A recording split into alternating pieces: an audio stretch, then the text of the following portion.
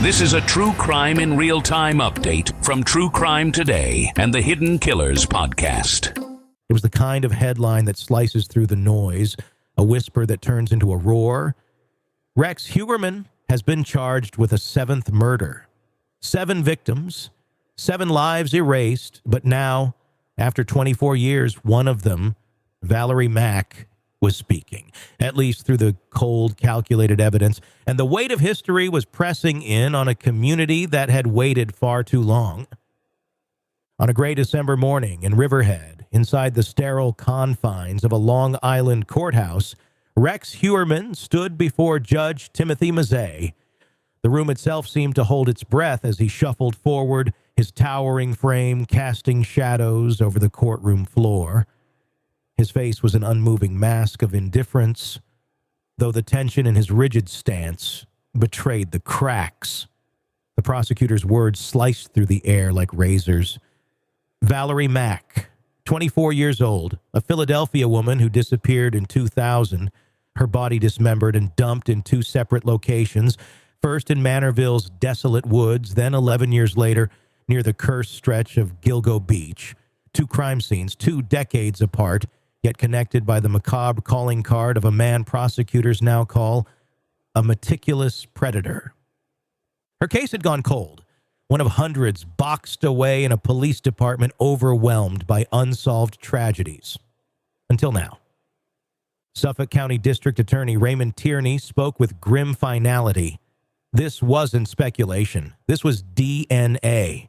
Hard science brought to life by advancements that didn't exist in the year Mack vanished. Justice delayed is not justice denied, Tierney intoned, his voice reverberating through the chamber. The evidence that had once been incomplete, a cruel teaser of closure, had been rendered irrefutable. Yet, when Judge Mazzei turned to Heuermann and asked for his plea, the response came swift, a hoarse defiance that echoed into the silence. Your Honor, I am not guilty of any of these charges. Bailiffs glanced nervously at the crowd, but no one made a move. How could they?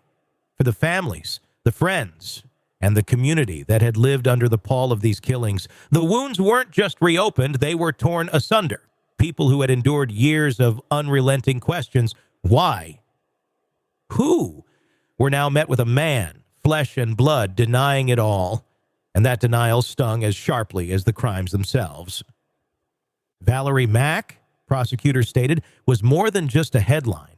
She had been someone's daughter, someone's friend, a young woman with dreams of stability and escape, dreams that ended somewhere between the harsh grid of Atlantic City's streets and Long Island's darkened woods.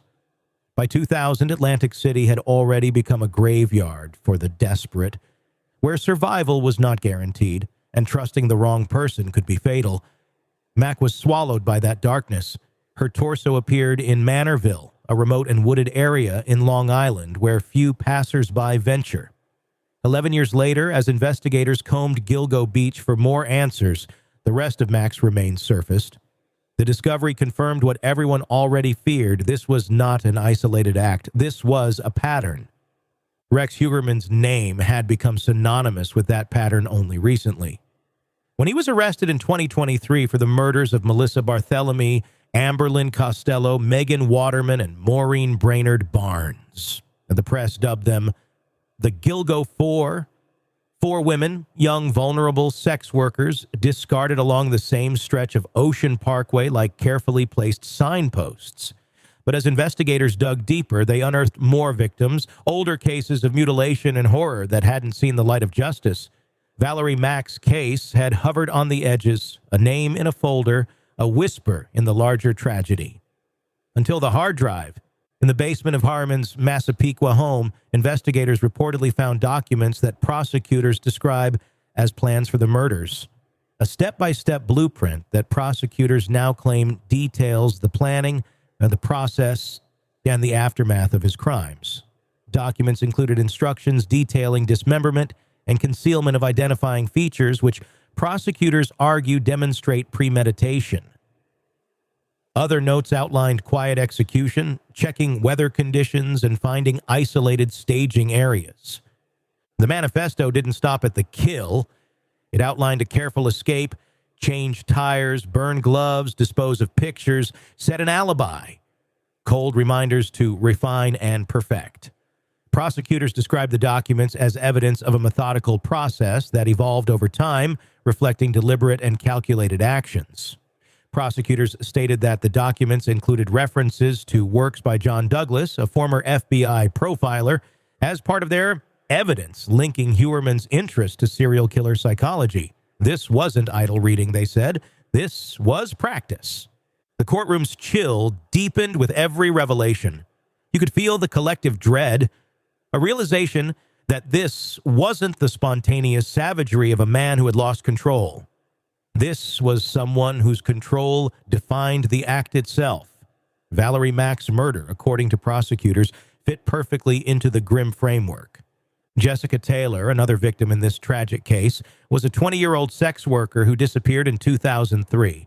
Her torso was discovered in Manorville later that year, and subsequent searches uncovered additional remains near Gilgo Beach in 2011, connecting her case to the same haunting pattern. Her torso appeared in Manorville, the same ominous woods dismembered, in ways all too familiar. Prosecutors noted that her tattoo had been deliberately mutilated, likely to hinder identification. Her arms, her head, gone.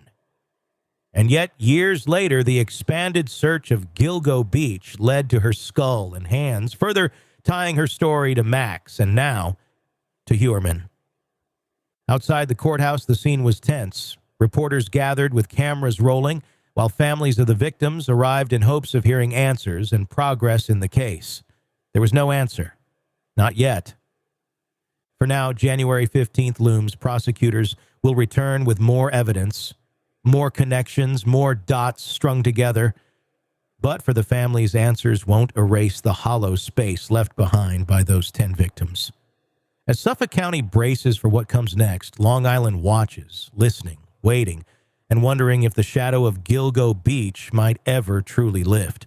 In a world where the darkest secrets lie just beneath the surface. They said it was an accident, but the evidence says otherwise. Where hidden killers roam, unnoticed, in the shadows. I think you would definitely be looking at a blend of toxic, very bad narcissistic personality traits, and they will be vengeful and possibly resort to violence. Join Tony Bruschi as he uncovers the truth behind the most chilling cases. They said it was an accident, but the evidence clearly says otherwise. Each episode, we dig deep into the minds of those who commit the unthinkable. To your point on narcissism, he thinks in his own mind how witty he is. Yeah. But he lost that jury. I was done with him in 2 minutes. From unsolved mysteries to infamous crimes. Geez, you've just talked about how you've taught yourself how to do everything under the sun.